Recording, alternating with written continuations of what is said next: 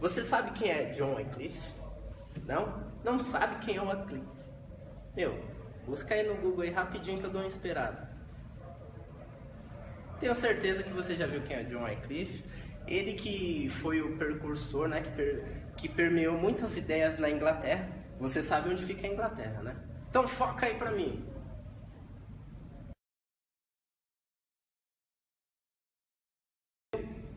Viu lá onde estava a Inglaterra? Não é aqui na lousa, que com certeza a Inglaterra não cabe aqui.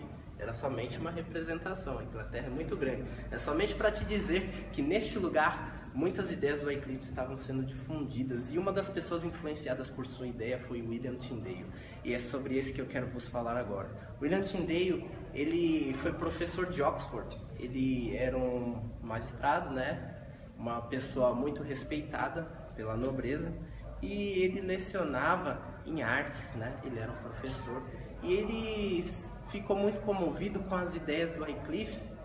Isso fez com que ele tivesse um desejo muito grande no coração dele, um desejo que também se tornou a causa de sua morte, a tradução da Bíblia para o inglês.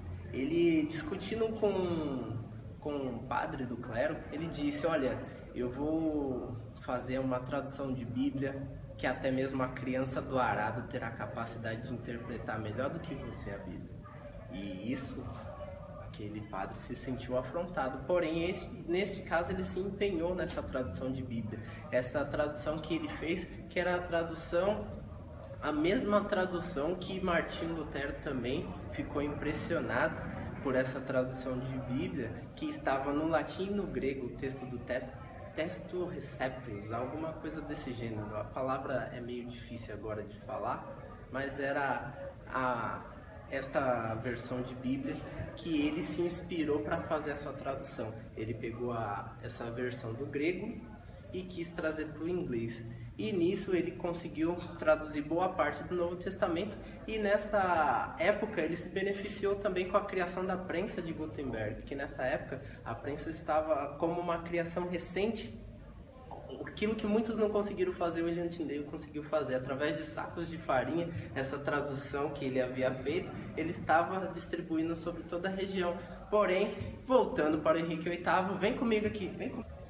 E a perseguição não para por aí. Henrique VIII não estava muito contente com as ideias de Tyndale. Ele havia feito esse cisma com a igreja, criou a igreja anglicana.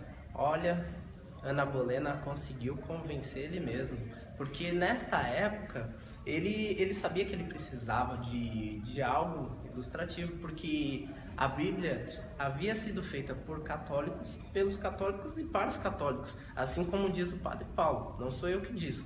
Não é verdade, Padre Paulo? Gente, a Bíblia foi escrita por católicos e para os católicos. Agora, o senhor me explique como é que essa Bíblia que o senhor carrega debaixo do braço existe sem os bispos da Igreja Católica. Esse é o problema. Por quê? Porque esse pessoal protestante acha que a Bíblia caiu do céu de paraquedas com zíper e tudo, né? Eles acham... Se não fossem os bispos da Igreja Católica, de que jeito que o senhor tinha esses 27 livros aí debaixo do seu braço? É fácil acusar a igreja de Babilônia, é fácil cuspir no prato que você comeu. Nós guardamos a Bíblia durante 1500 anos para o senhor agora deturpá-la e interpretá-la de forma errada. Se o senhor tem Bíblia, o senhor deve isso à Igreja Católica. É isso. Com certeza ele acabou de falar isso para vocês, tenho certeza que ele disse isso. Não é verdade? Então não foi algo que eu disse, ele mesmo que se responsabilize por isso. Não, mas eu vou explicar por que ele disse isso. Porque naquele tempo de Moisés, dos profetas, dos apóstolos, não havia Bíblia, havia as Escrituras Sagradas. As Escrituras Sagradas têm uma diferença da Bíblia, porque nas Escrituras Sagradas não havia capítulo nem versículo, não havia nota de rodapé, não havia referência, então as pessoas liam em pergaminhos. A Bíblia é o que a Igreja Católica fez, eles juntou, primeiro veio a Igreja Católica e depois veio a Bíblia. Eles pegaram e juntaram esses livros, na missa era lido, né? E essa leitura que era feita, os padres ouviam e falavam: não, é verdade, é Jesus falando, então vamos trazer isso e fechar no cânon. Daí eles pegaram todos esses livros e colocaram em um só, formando este livro Bíblia, que hoje é permeado em várias versões e em vários tipos de denominações que se dizem cristãs hoje pelo mundo. Então, por isso que o Padre Paulo acabou de falar isso para vocês. Mas, você que não está convencido disso, eu tenho certeza que você vai buscar um pouquinho mais e não vai ficar somente com isso que eu estou te dizendo. William Tyndale foi perseguido pelo rei Henrique VIII, porque mesmo não estando dentro da Igreja Católica, ele ainda estava com as mesmas mentalidades. Imagina uma pessoa daquele tempo, que não tinha uma Bíblia na sua linguagem, que somente aprendia de pessoas como ser cristão. Com certeza, ele, mesmo fora da Igreja Católica, ele iria colocar as ideias dele e o restante ia continuar como havia na Igreja Católica. E William Tyndale batia contra essas ideias e ele não queria também que o William Tyndale estivesse próximo ali. Então, William Tyndale, infelizmente, ele foi queimado por conta de que foi condenado por heresia, por ter traduzido a Bíblia, e era algo que era proibido. Foi a equipe do Henrique VIII que foi lá e acabou matando ele. E antes de morrer ele disse uma palavra: Senhor, abre os olhos do rei da Inglaterra. E foi o que aconteceu anos mais tarde. O rei da Inglaterra, né, o rei James, pegou e 50 letrados e falou: olha, agora nós vamos fazer uma versão de Bíblia. Pegaram tinha a versão de Gênebra, mas ele queria algo mais específico, algo mais próprio para o anglicanismo, para tomar mais essa posse, para não ficar meio na divisão. Porque o que acontece? Muitas pessoas confundem os reformadores daquela época com a divisão que é na igreja hoje. O reformador, vou te explicar o que é um reformador. Sabe que você quer reformar sua casa? Você é um reformador. Você vai reformar sua casa, você derruba a sua casa? Não, com certeza você não derruba. Mas você vê ali que aquela parede está precisando de uma pintura, aquela porta ali está precisando de uma ajustada. Foi exatamente isso que os reformadores tentaram fazer na Igreja Católica. Eles queriam mudar coisas que eles achavam que aquilo não condizia com o que estava sendo dito na palavra. Mas o clero não aceitou isso. E Henrique VIII também, infelizmente, ele não foi dessa vez, né? Não teve o filho varão que ele queria ter com Ana Bolena. Ela teve uma filha, Elizabeth I, né? Foi o primeiro filho. E aí Henrique VIII disse o seguinte: olha, da onde sai uma, pode sair outro, né? Com certeza, mais pra frente vai sair outro. E aí, mais pra frente, Ana Bolena engravida novamente, e aquela alegria, família toda reunida, né? E aí?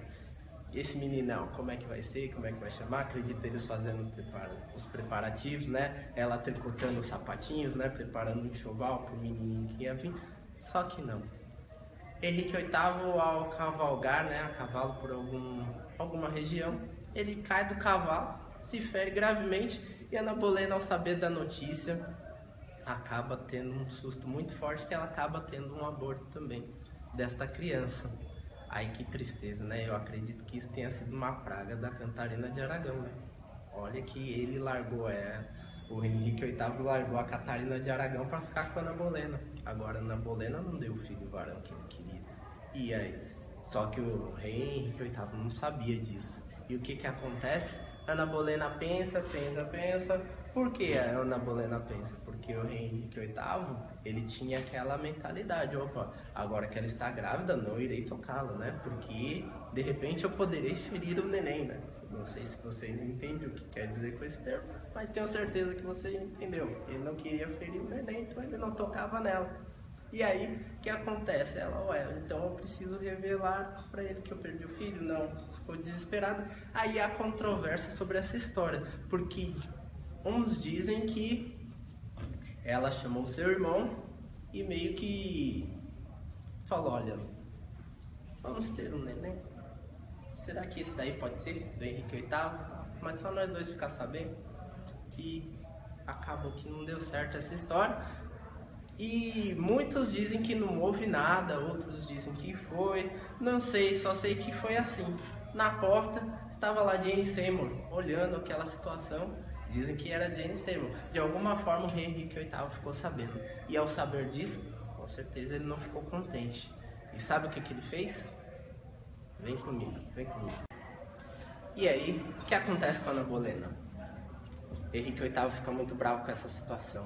Ela e seu irmão George não ficam bem nessa questão. Ana Bolena e seu irmão foram condenados à decapitação. Ana Bolena também foi acusada de feitiçaria, então isso foi mais uma agravante para que ela fosse morta. Daí, fim da história de Ana Bolena. E aquela moça que dizem os boatos, né? Você pode aprender também mais coisas aqui também nesses dois filmes aqui, ó, muito interessante.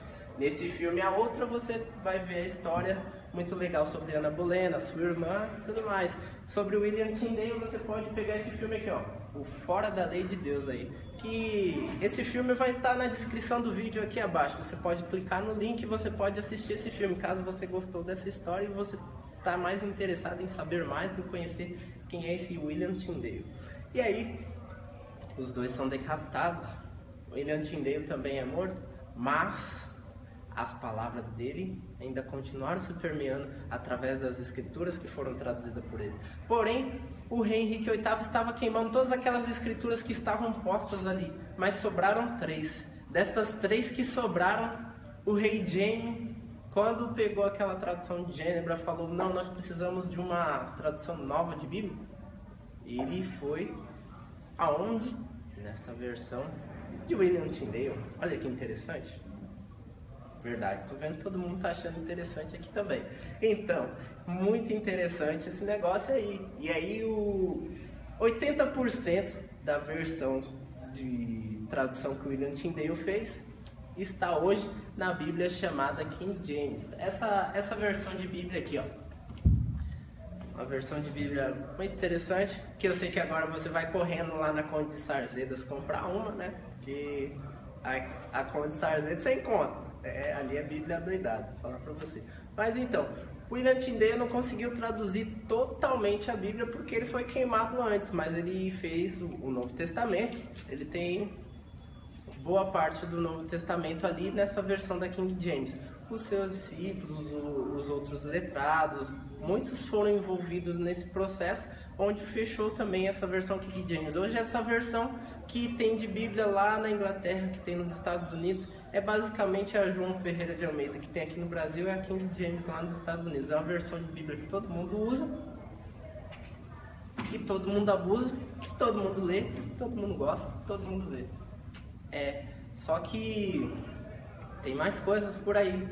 Aí eu digo pra você, esse pessoal que tava lá na Inglaterra, foi lá, deu outra volta lá pro norte, na América do Norte, as 13 colônias, lá onde o protestantismo também era bem efervescente, da onde Max Weber vai falar que aquele povo ali foi o que prosperou bastante, né? Este povo também que veio para cá, pro Brasil, com essas mesmas ideias. Olha só que interessante.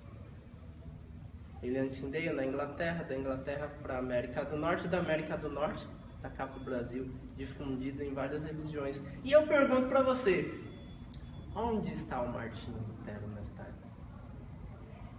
Contaram para você sobre Martinho Lutero, mas será que falaram sobre Wycliffe? Será que falaram sobre as ideias de William Tyndale?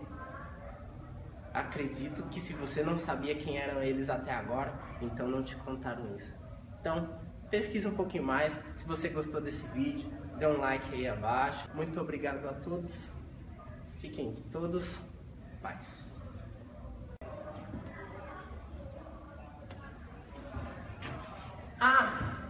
Eu já ia me esquecendo.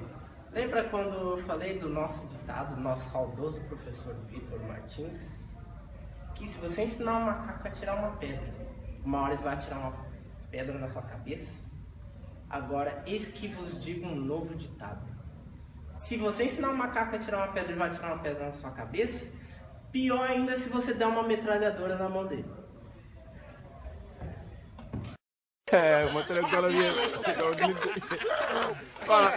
Hey, lady, yo, bite, don't come to bite. Hey, no. Don't go. You win. Don't let it. Ah!